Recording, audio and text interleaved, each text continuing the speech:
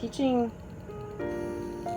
teaching is, when it's good teaching, I think that it can be a lot like a great soundtrack to a really awesome movie.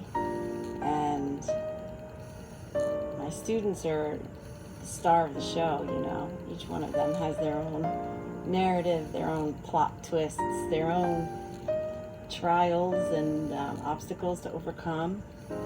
You know, they have their own storyline, and I'm sort of in the background trying to support them through it, trying to help them figure it out, trying to make it a little bit more meaningful and interesting, trying to help them remember stuff, you know. And yeah, remember stuff about illusion of depth, and remember stuff about absolute prominence, but also, you know, thinking about themselves in the world, their relationship with the objects that they're manipulating, the content of what they're making, not just the subject. Okay, it's a painting of a cat. Okay, why? Why did you make a painting of a cat? Why is a cat so important that you should make a painting of it? So,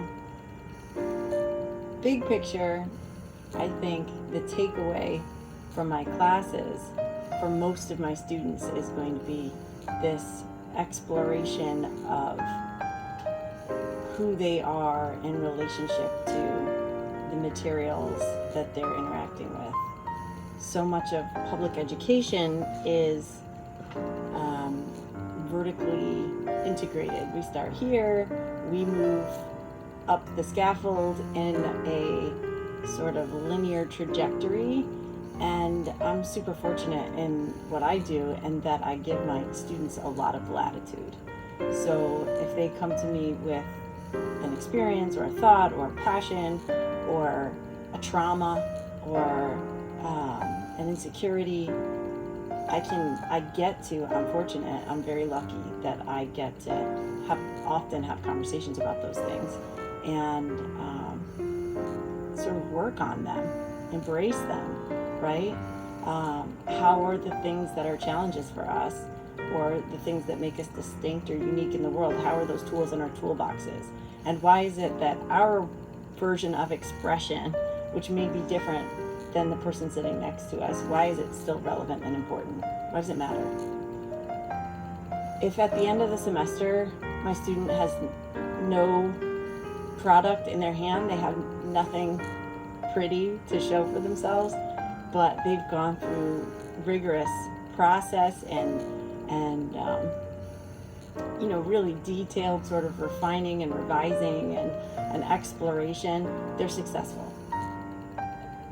Every kid is not going to come out with a masterpiece work, right? I mean, do some kids produce final works that are phenomenal? Of course they do. But does every kid? No. And is that the most meaningful measure of the experience? Absolutely not. Absolutely not.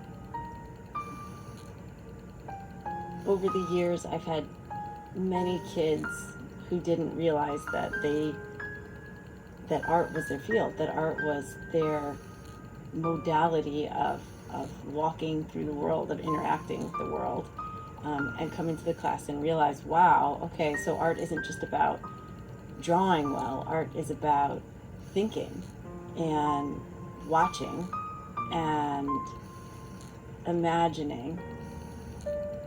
I feel very fortunate that I get to be part of that with my students. And they inspire me. They're some of my biggest motivators, you know. Put my money where my mouth is. I can't tell them to work their butts off if I don't too, right? So it's always a pleasure. It's always a gift.